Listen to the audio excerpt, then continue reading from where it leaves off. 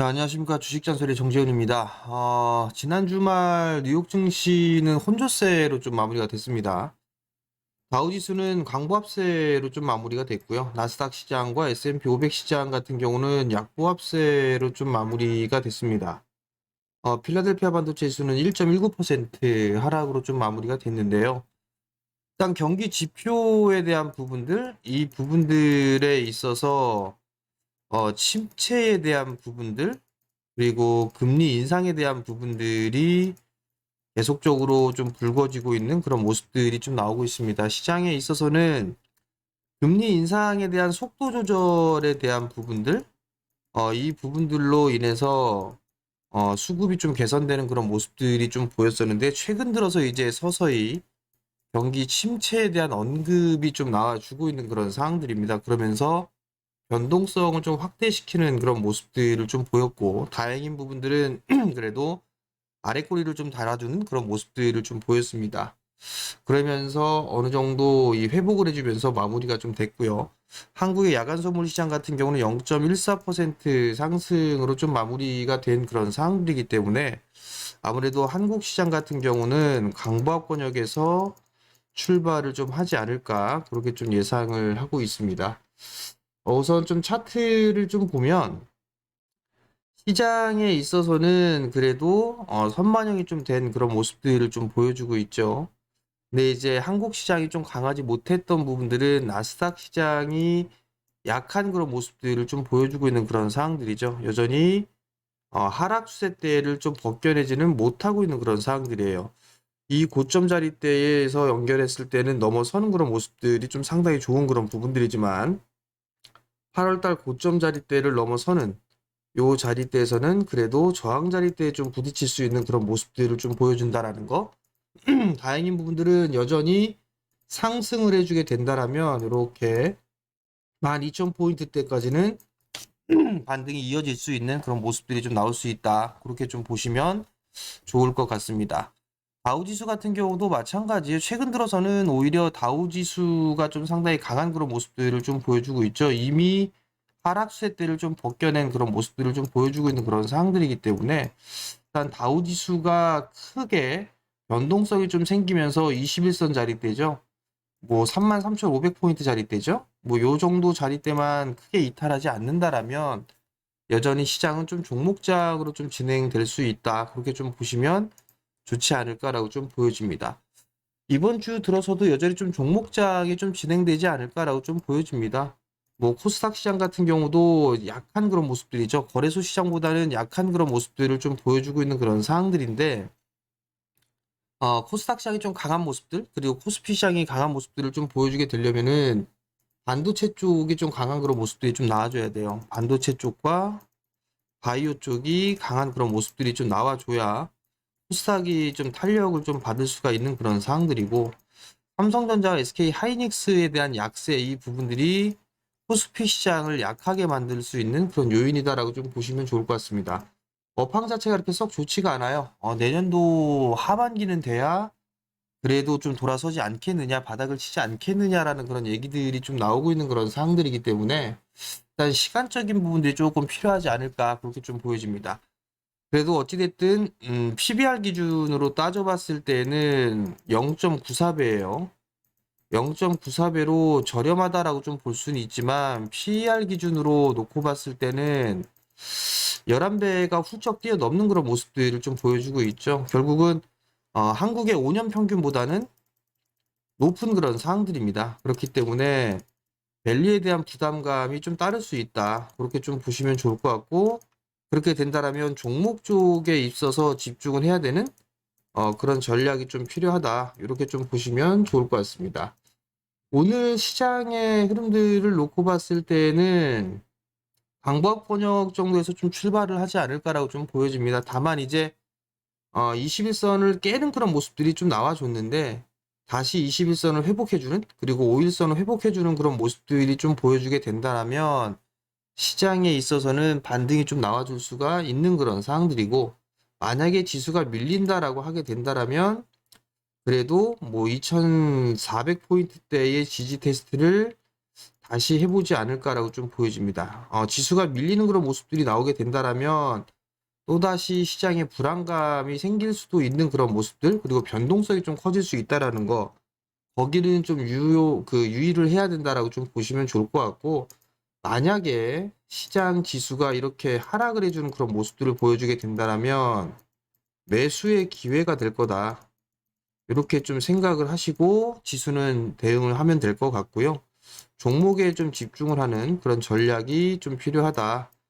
그런 부분들이 좀 제일 중요할 것 같아요. 결국은 종목에 따른 전략이 좀 필요하다. 이렇게 좀 생각을 하시면 좋을 것 같고, 지수에 대한 흐름들보다 종목 쪽으로 좀 집중하는 그런 전략이 좀 중요하다. 그렇게 좀 말씀을 좀 드리도록 하겠고요. 최근 들어서 수급적인 부분들을 좀 보게 되면 외국인 쪽에 있어서의 매수세, 들어왔다가 최근 들어서는 매도세로 좀 전환되는 그런 모습들이 좀 진행이 됐었죠. 이 부분들 같은 경우는 리밸런싱에 대한 부분들, 미리 선반영이 좀 된 그런 부분들이 있습니다. 이 선반영이 좀 되었기 때문에 차익 매도가 나온 그런 부분들이다라고 좀 생각을 하고 있고요.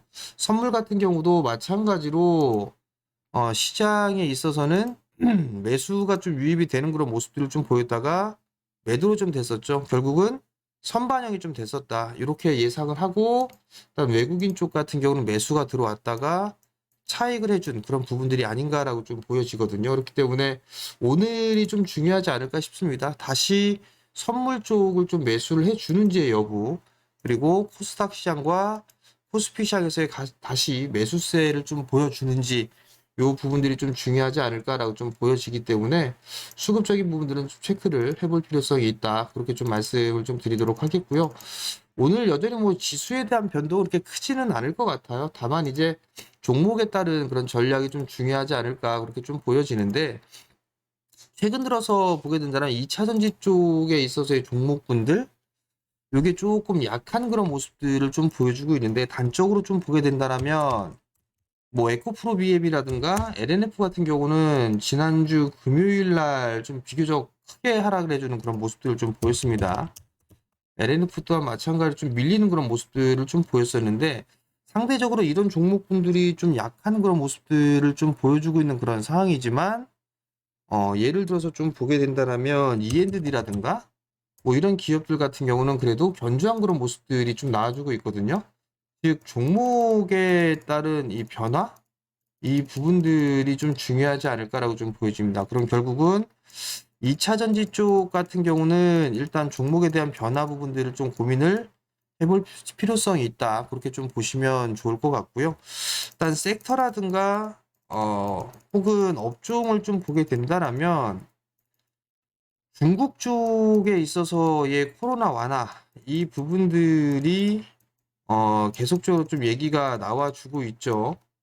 그 부분들 때문에 순환매가 이쪽으로 좀 나올 수가 있는 그런 상황들이에요. 순환매를 좀 노려볼 수 있는 그런 전략들은 괜찮다. 그럼 결국은 화장품 쪽이라든가 혹은 게임 뭐 이런 쪽에 있어서의 단기 흐름들을 좀 예상을 해볼 수가 있을 것 같은데, 이거는 일단 단기적인 시각으로 좀 봐야 되지 않을까 그렇게 좀 보여지고 있고요. 그나마 좀 괜찮게 볼 수 있는 그런 종목군들 같은 경우를 좀 보게 된다라면 여러 가지 종목군들이 좀 있는 그런 상황이지만 실적 기반형의 좀 종목군들, 이런 종목군들이 좀 좋지 않을까라고 좀 보여집니다. 가장 그래도 괜찮게 보고 있는 그런 부분들은 클래시스예요.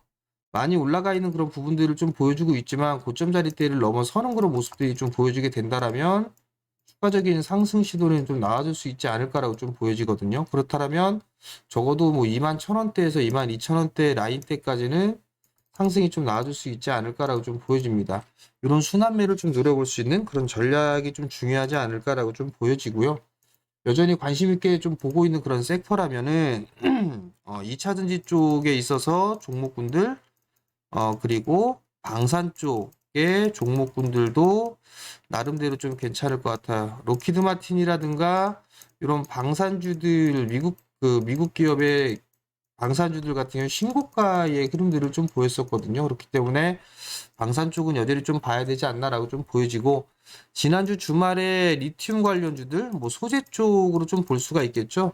원자재 쪽으로 좀 볼 수가 있을 것 같은데, 원자재 쪽, 뭐 이쪽 기업들도 나름대로 좀 상승을 해주는 그런 모습들을 좀 보였습니다. 뭐 알보말이라든가, 뭐 대표적으로 좀 볼 수가 있겠죠. 뭐 이런 기업들 같은 경우, 이런 기업들 같은 경우도 강하게 반등이 좀 나와주는 그런 모습들을 좀 보였었고, 태양광 쪽에 있어서의 종목군들도 신고가의 좀 모습을 보여주는 그런 모습들을 좀 보였습니다. 그러면 이들 기업들은 여전히 좀 관심을 가지고 봐야 된다라는 거. 그러면 이번 주에 일단 봐야 될 부분들은 일단 IRA 법안에서 태양광 쪽과 그리고 2차 전지 이쪽의 종목군들을 일단 놓고 보면 좋을 것 같고요. 여기에서 이제 원자재 같은 경우는 니켈이라든가 뭐 이런 쪽을 좀 놓고 볼 수가 있겠죠. 이러한 종목군들 놓고 일단 종목을 좀 선정을 해 나가는 그런 전략이 한 가지가 좀 필요할 것 같고요. 두 번째 부분들을 좀 보게 되면 이슈에 대한 부분들이에요. 최근 들어서 미국이 러시아와 이 대화를 할 수 있다라는 그런 얘기들이 좀 나와주고 있어요. 바이든 대통령의 발언도 있을 수가 있겠는데, 이렇게 된다라면 뭐 재건 관련주들도 여전히 좀 순환매가 좀 나와줄 수도 있다라는 거. 그리고 또 한 부분들로 보게 되면 네옴시티에 대한 관련주들도 최근 들어서 쉬어가는 그런 모습들이 좀 나와주고 있죠. 깊숙하게 눌러주게 된다라면 이러한 종목군들로 좀 보면 좋지 않을까라고 좀 보여지고요. 그 이외에 뭐 다른 종목군들이나 이런 부분들을 좀 보게 되면 수급적인 부분들을 좀 체크를 해보는 게 좀 좋을 것 같아요. 23년도에도 꾸준하게 좀 성장을 해 나갈 수 있는 그런 섹터들이 좀 몇몇 개 보여지거든요. 몇몇 개의 섹터들이. 그러면 좀 여유 있게 보게 된다면 이쪽에 좀 집중을 하는 그런 전략이 좀 좋지 않나라고 좀 보여지고, 대체적으로 좀 보게 된다면 네옴시티나 재건 쪽에 있어서 건설이라든가 건자재, 그리고 건설 기계 쪽, 요쪽에 있어서의 종목군들도 나름대로 좀 괜찮은 그런 전망이 나와주고 있는 그런 상황들이거든요. 그렇기 때문에 이러한 종목군들도 좀 보면 좋다라는 거, 그 부분을 좀 말씀을 드릴 테니까 이런 부분들을 좀 관심 있게 좀 보시자, 그렇게 좀 말씀을 좀 드려보도록 하겠고요.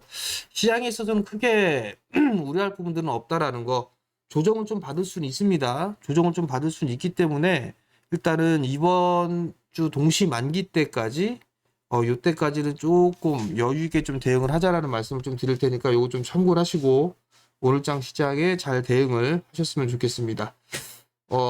주식 잔수 여기서 좀 마무리하도록 하겠고요. 내일도 전략 좀 올려드릴 테니까 구독 눌러주시고요. 좋아요도 눌러주시면 좋을 것 같습니다. 성공 투자하십시오.